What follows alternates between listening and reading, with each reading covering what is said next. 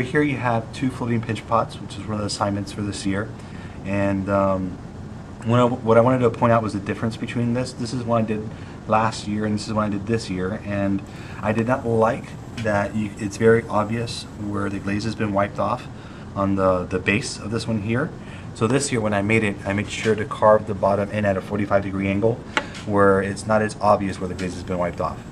These glazes have a tendency to run, which just gives it its personality because it'll pull in the nooks and crannies, creating a different color, and it'll be a lighter color where it's pulled off in the edges. But because it runs, you usually want to wipe a 1/4 inch off the bottom, and having an undercut like that at 45-degree angle creates a nice shadow, and it hides where the glaze has been wiped off, and it makes for a nicer finished look.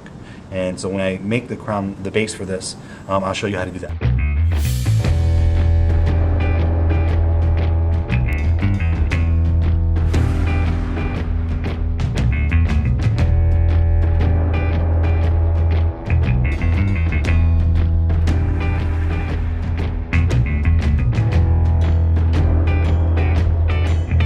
I feel my hands drying out, so I'm going to moisten them with a damp sponge. And depending on what type of shape you want will determine how you pinch the clay. And I'm going to go for kind of an oval shape, almost rounded out taco type shape.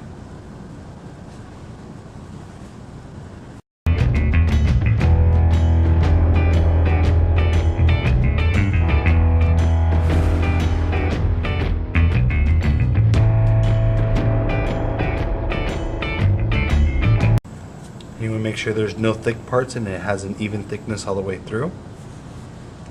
You want it to be all thinner than 1/2 inch, so around 3/8 of an inch thick.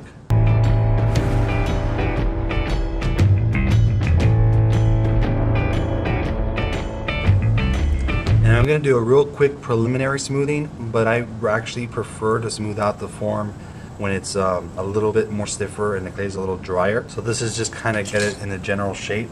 For the inside, I'll use the curved side of the rib to remove all the lumps and bumps from my fingers. I find it helpful if it's slippery, so I'll spray it with water.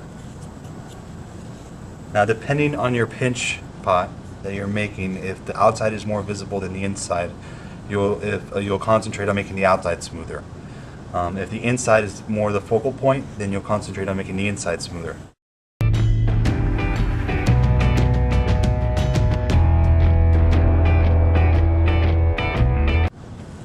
And you can see how much clay I'm actually removing in the process.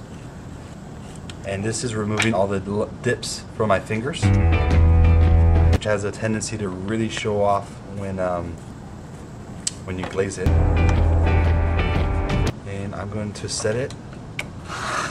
Now I want the bottom to be round and have a nice round form. So I don't want to set it down like this because it's going to flatten the bottom. So I'm going to actually set it upside down